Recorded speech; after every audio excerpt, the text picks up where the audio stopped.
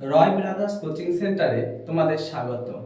আজকে আমি ক্লাস 10 এর আরেকটি ক্লাস নিয়ে তোমাদের সামনে হাজির হয়েছি। সেটি কি, আমরা যে আগের দিন বহির্জাত প্রক্রিয়া ও সৃষ্ট ভূমিরূপ যার আগের পাঠটায় যে অবধি বোঝানো হয়েছে তার পরের অংশ থেকে আজকে আমি নিয়ে হাজির হয়েছি। আজকে আমরা কি বোঝাবো? নদীর গতিপথটা, নদীর বিভিন্ন গতিপথ, সেগুলো সম্বন্ধে আজকে তোমাদের আমি বলবো। তো নদীর গতিপথ বলতে গেলে আগে আমাকে কি জানতে হবে? আদর্শ নদী কাকে বলে।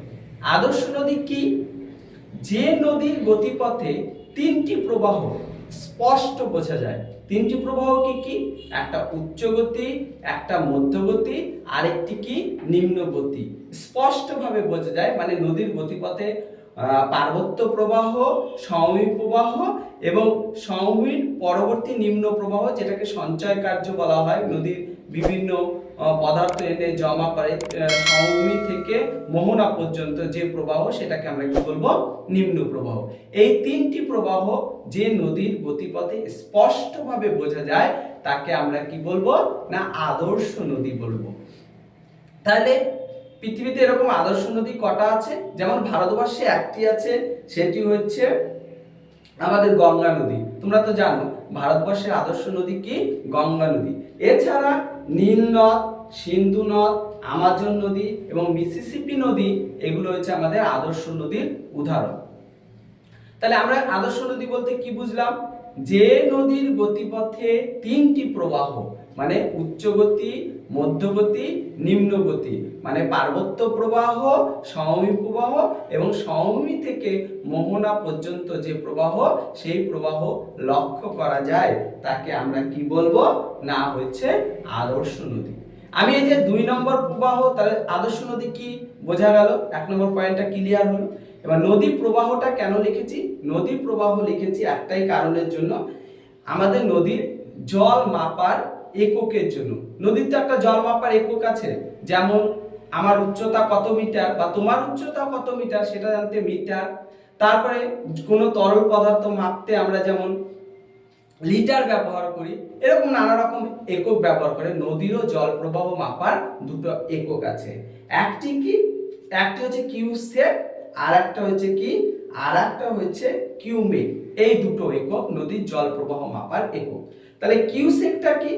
নদীর একটি নির্দিষ্ট অংশ দিয়ে প্রতি সেকেন্ডে যত ঘনফুট জল প্রবাহিত হয়, জল প্রবাহ পরিমাপের সেই একক, যেটা এফপিএস পদ্ধতিতে, তাকে কিউসেক বলা হয়। তাকে কি বলা হয়? না কিউসেক। তাহলে মনে রাখবে, প্রতি সেকেন্ডে যেটা জল প্রবাহিত হয়, ঘনফুট যতটা জল প্রবাহিত হয় একটা নির্দিষ্ট স্থান থেকে, সেটিকে আমরা কিউসেক বলবো। আবার কোন নির্দিষ্ট স্থান থেকে সেকেন্ডে কত ঘন মিটার জল প্রবাহিত হয়, সেটি সিজিএস পদ্ধতিতে কিউমেক বলা হয়। তাহলে আমরা দুটো একক পেলাম, একটা হচ্ছে কিউসেক আর একটা কিউমেক। তাহলে এই দুটো হলো, এটা হচ্ছে নদীর জল প্রবাহের একক। আমরা 3 নম্বর যেটা পড়বো, নদীর গতিপথ। নদীর গতিপথ কোনটা? আদর্শ নদীর আমি বলেই দিয়েছি তিনটি প্রবাহ, উচ্চ গতি, মধ্যগতি, নিম্ন গতি। তাহলে গঙ্গাকে যদি আমি আদর্শ নদী হিসাবে ধরি, ভারতবর্ষে গঙ্গাকে যদি আদর্শ নদী হিসাবে ধরি, তাহলে গঙ্গার উচ্চ গতি কোনটা বা পার্বত্য প্রবাহ কোনটা?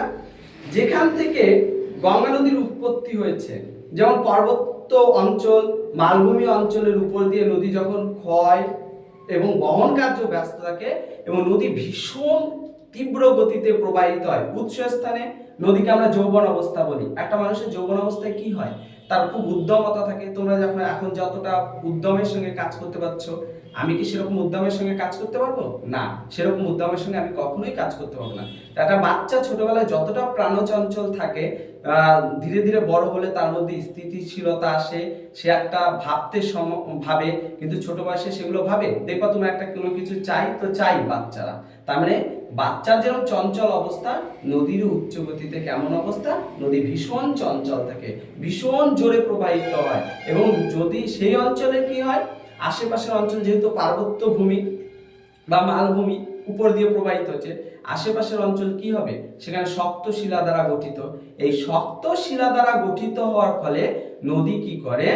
পার্শ্বক্ষয় কম করে নিম্নক্ষয় প্রবাহিত হয় এবং সেখানে দেখবা আই আকৃতি ভি আকৃতির উপত্যকা দেখতে পাওয়া যায়। যেমন গঙ্গা নদীর গোমুখ থেকে হরিদ্বার পর্যন্ত হচ্ছে তার উচ্চ গতি। তাহলে বুঝাতে পারলাম তোমাদের। 2 নম্বর পয়েন্ট কি আছে, মধ্যগতি বা সমভূমি প্রবাহ। যখন নদীর বহন ক্ষমতা বাড়ে, মোটামুটি ক্ষয়ের পরে নদী কি করবে, বহন, মোটামুটি নদী একটু ধীর গতি আসবে এবং সমভূমির উপর দিয়ে প্রবাহিত হবে, সেটাকে আমরা বলবো কি না মধ্যগতি। যেমন ধরো মিডিল এজ, একটা বাচ্চাকে ছোটবেলা যদি আমি উচ্চ গতি ধরি, মধ্যগতিটা আমরা ধরবো তার মিডিল বয়সটাকে। তো সেটা কি গঙ্গা নদীর হরিদ্বার থেকে ধুলিয়ান পর্যন্ত এটা হচ্ছে গঙ্গা নদীর মধ্যগতি বলা হয়। এই সময় অনেকটাই স্থিতিশীল অবস্থায় আসে নদী, এটা হচ্ছে তোমার হচ্ছে মধ্যগতি বলা হয়।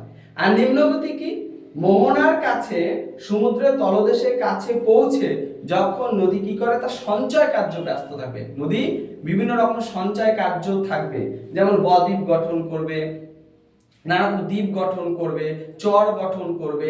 এই যে এটা হচ্ছে গঙ্গার হচ্ছে ধরো সেটা যে কোনো নদীর হচ্ছে নিম্নগতি। যেমন গঙ্গা নদীর হচ্ছে ধুলিয়ান থেকে সাগর দ্বীপ পর্যন্ত হচ্ছে তোমার নিম্নগতি। এইগুলো আজকে আমাদের পড়ার, এইটুকু আমি আজকে তোমাদের পড়ালাম। নেক্সট দিন আমি তোমাদের পড়াবো নদীর কাজ, কি কি পদ্ধতিতে নদী কাজ করে, ক্ষয় বহন কি কি পদ্ধতিতে করে, সেইগুলো পরের ভিডিওতে তোমরা দেখতে পাবে। চ্যানেলটি যদি ভালো লাগে, এরকম যদি প্রতিদিন ভিডিও পেতে চাও, তাহলে আমাদের পাশে থাকবে এবং চ্যানেলটি সাবস্ক্রাইব করবে, বন্ধুদের মাঝখানেও শেয়ার করবে। ধন্যবাদ সকলকে।